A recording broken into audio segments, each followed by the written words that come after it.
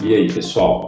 Então, nesse módulo a gente vai avaliar, a gente vai aprender um pouquinho alguns termos mais teóricos, tá? Mas que são muito importantes para a gente também, porque a gente tem que aprender a usar esses termos, tá? A gente tem que saber o que é uma opacidade, o que é uma consolidação, quando usa um, quando usa outro, diferenciar opacidade alveolar, opacidade reticular, quando que eu uso o termo nódulo, quando que é massa, é essencial essa diferenciação. E a atelectasia, o que define uma atelectasia, tá? E se vocês repararem, todas essas alterações que eu falei são alterações que cursam com aumento da densidade na radiografia, né? Começar aqui por elas, tá? Então, primeiro, o que é a opacidade, tá? A opacidade é um termo genérico, tá, pessoal? Ela é usada de forma bem genérica quando a gente quer falar que tem uma área de algum lugar, de alguma radiografia que está mais branquinha, a gente usa o termo opacidade. Mas você aqui comigo, você vai aprender a usar aí além e não ficar usando só opacidade tá? Então, quando que a gente vai usar os termos opacidades, né? Alveolares e intersticial. Primeiro existe essa divisão, tá? Em opacidades alveolares e opacidades intersticiais, e essa divisão ela decorre do local que está sendo acometido dentro do pulmão. Quando a infecção, a transsudação, o edema, ele está acometendo o interior da via pulmonar, da via aérea, esse termo, né, essa alteração, a gente vai dar o nome de opacidade, tá? Alveolar. E aí, quando elas são todas coalescentes, todos esses focos de opacidades alveolares, eles se juntam, aí a gente dá o nome de consolidação, certo? E quando elas não se juntam, são opacidades tênues, a gente pode usar o termo fosco. Não só na tomografia, como você deve já lembrar, né?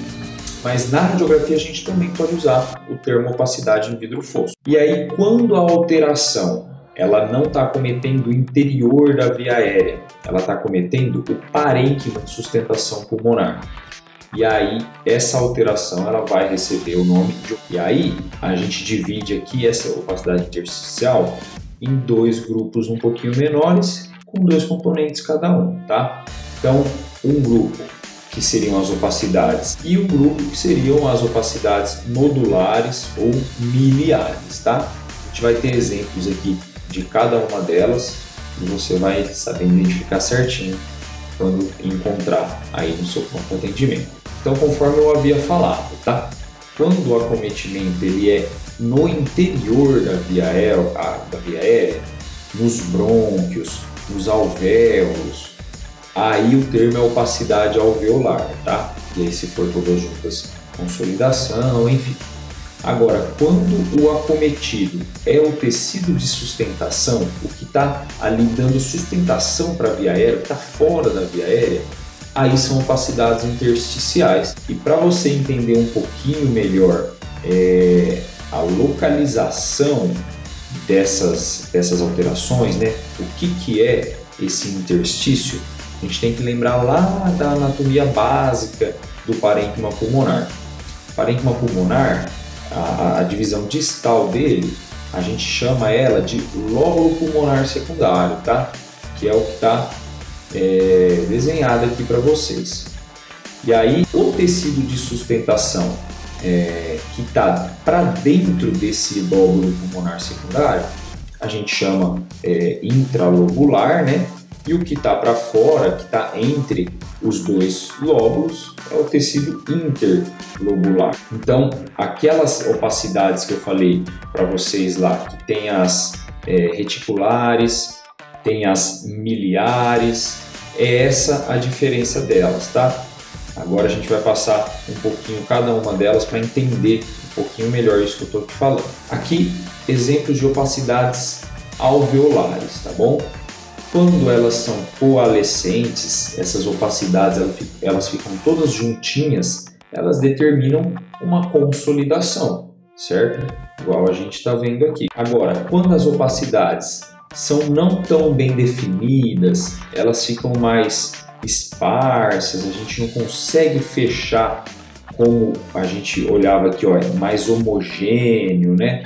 A gente dá o termo para isso de opacidades alveolares, tá bom? Quando essas opacidades alveolares, às vezes é um processo natural, tá? Às vezes daqui 1, 2 dias, todas essas opacidades aqui, elas coalescem, elas se juntam todas e determinam uma consolidação, tá? O que a gente está falando aqui não é sobre uma opacidade alveolar, não. A gente está falando de termos radiológicos, tá? Para você, quando for conversar com o radiologista, passar o caso para o médico, saber falar certo, tá? Não ficar falando só opacidade, opacidade, opacidade, saber o que você está falando, saber a sua descrição, tá bom? Agora, aqui outro exemplo de opacidade alveolar. Essa é mais tênue, provavelmente você olhou, bateu o olho assim, achou que não tinha nada de alterado, né? Mas igual eu já deixei aqui no zoom para você, aqui ó, no ápice pulmonar à direita, né? A gente vê que tem um aumento da atenuação, né? Essa aula é sobre alterações que aumentam a atenuação do raio-x. Então aqui tá mais branquinho, só que é bem tênue, né? É tipo esfumaçado, tá? Isso a gente pode dar o termo de opacidade em vidro fosco, tudo bem? E agora as opacidades intersticiais, né? Aquele primeiro grupinho que eu falei eram as opacidades reticulares e as septais, tá? Agora lembra lá daquela imagem que eu mostrei do lóbulo pulmonar secundário. Tem as alterações, né? Tem o espaço intralobular e o espaço que fica entre os dois lóbulos, tá? É isso que define a diferença entre essas opacidades reticulares e septais. Ambas são opacidades lineares, tá? São tracinhos de imagem mais hiperdensa, tá? Mais branquinha. Só que enquanto uma são traços desconexos, parece realmente que são meio aleatórios, tem para todas as direções, às vezes tem tracinho pequenininho. Essas são as reticulares. As septais são tracinhos um pouquinho mais retos, mais retilíneos, mais com sequência, um atrás do outro. E isso daqui é o que define, tá? Essas alterações reticulares são alterações dentro do lóbulo pulmonar secundário, intralobulares, tá? Então são alterações, por isso que são pequenininhas em várias direções. Agora, as septais é do espaço interlobular, tá bom? Então, por isso que elas são opacidades um pouco mais longas e que seguem, uma segue a outra, sabe? Porque ela está em todo o espaço interlobular. E comumente, né, isso daqui você já deve ter identificado, já deve até saber o que é. Isso daqui são as linhas B de Kerley, tá? No contexto do edema, tá? Pulmonar, e aparecem desse jeito, tá? Como linhas B.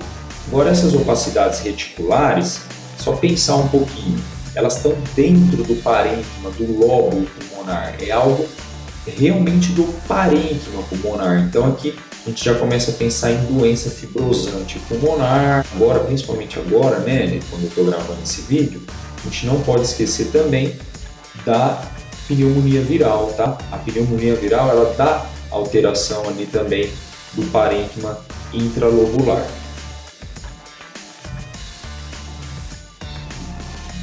Agora aquele segundo grupinho, tá, de opacidades intersticiais, né, aquelas opacidades, aquelas alterações que estão fora da via aérea pulmonar, tá? Não tá ali nos alvéolos, nos bronquíolos terminais, tá? Então tá ali nos septos, dentro do parênquima do lóbulo pulmonar secundário, tá?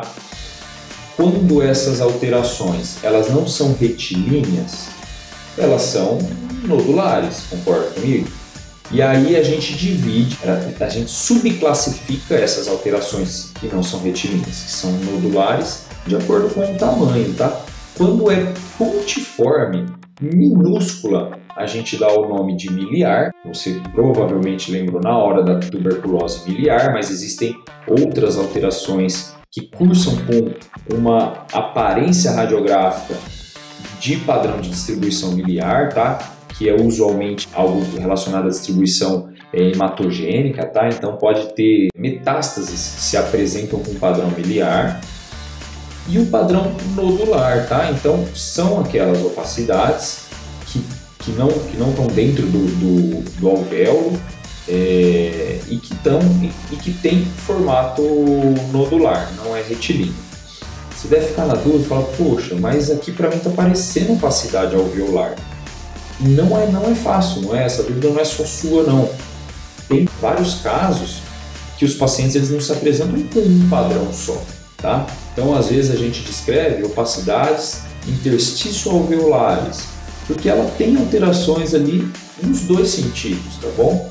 E para a gente tentar discriminar um pouquinho melhor, né, o nodular do alveolar, o alveolar ele é um pouco mais esfumaçado, ele aparece como focos quase que nodulares de opacidades, só que de margens bem difíceis de você delimitar, um pouco esfumaçado, o pessoal de antigamente falava algodonoso, né?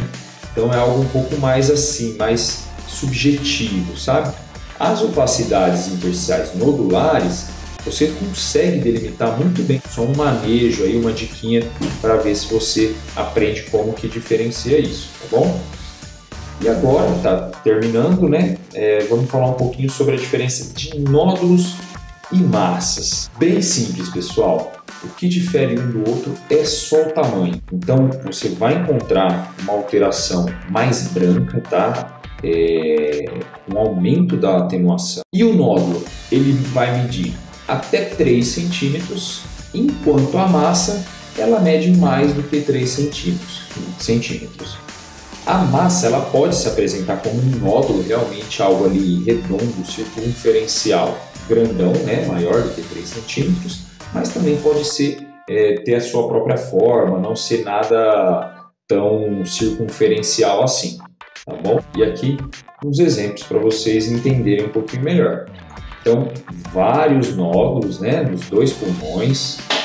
Esse caso aqui, o paciente ele era metástase, tudo bem? E aqui do lado direito a gente encontra uma massa no terço superior do hemitórax aqui direito, tá bom? Tá vendo como os nódulos eles são realmente mais redondinhos, enquanto a massa ela costuma não ser assim tão redonda, tá? Ela assume a forma dela mesma. E por fim, vamos falar um pouquinho de atelectasia. Tá? A atelectasia nada mais é do que o colapso da via aérea, tá? E aí existem vários níveis desse colapso, tá? A gente pode ter o colapso só de alguns alvéolos, alguns bronquíolos terminais, então a gente chamaria essa alteração de atelectasia segmentar ou subsegmentar, quando é bem menorzinha, bem distal mesmo, um lobo pulmonar de todo um pulmão, né? Aí a gente dá o nome até de colapso, quando é algo grande, quando é algo que pega um lobo todo, um pulmão inteiro, a gente fala um colapso do lobo médio, a atelectasia do lobo médio, enfim, é só terminologia disso, tá bom?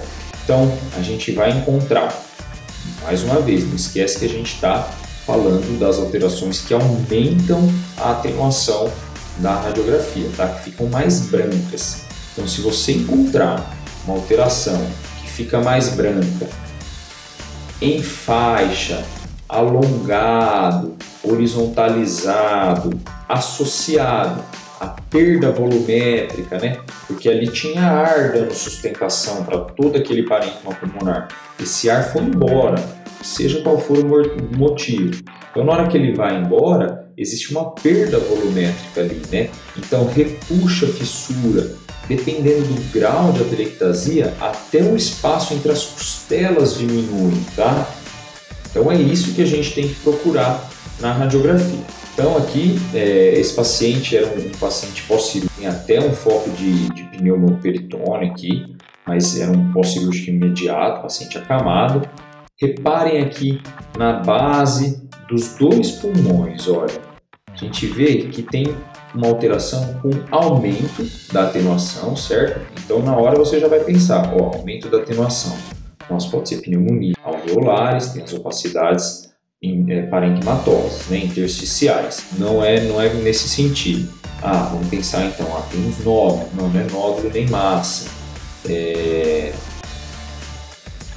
A telectasia, né, uma consolidação, uma opacidade em faixa horizontalizada nas bases pulmonares, que são muito comuns, tá? O lugar mais comum da gente encontrar são nas bases pulmonares. Então, antes de você cravar, fechar um diagnóstico de pneumonia nas bases pulmonares, pense e descarta que aquilo não seja uma atelectasia, tudo bem?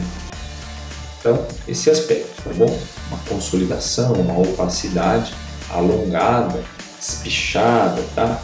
Nesse caso pequenininho aqui, a gente nem consegue falar em perda volumétrica, é importante, tá bom? Em compensação, essas atelectasias que a gente vai ver agora, a gente já consegue começar a identificar algumas alterações nesse sentido, tá bom? Então, começando aqui por essa da esquerda, a gente vê uma consolidação pegando todo o terço superior do hemitórax direito aqui, né? A gente viu uma imagem semelhante agora, lembra de uma massa que a gente viu aí? Só que reparem como é um pouco diferente, a massa tinha aquelas margens irregulares, né? Essa daqui tem a margem mais retinha, mais regular. A gente percebe olhando a traqueia que ela tá desviada um pouquinho para a direita, tá bom? E aí você se lembra na hora do sinal do S do Golden, né? Que é o sinal da atelectasia do lobo superior direito.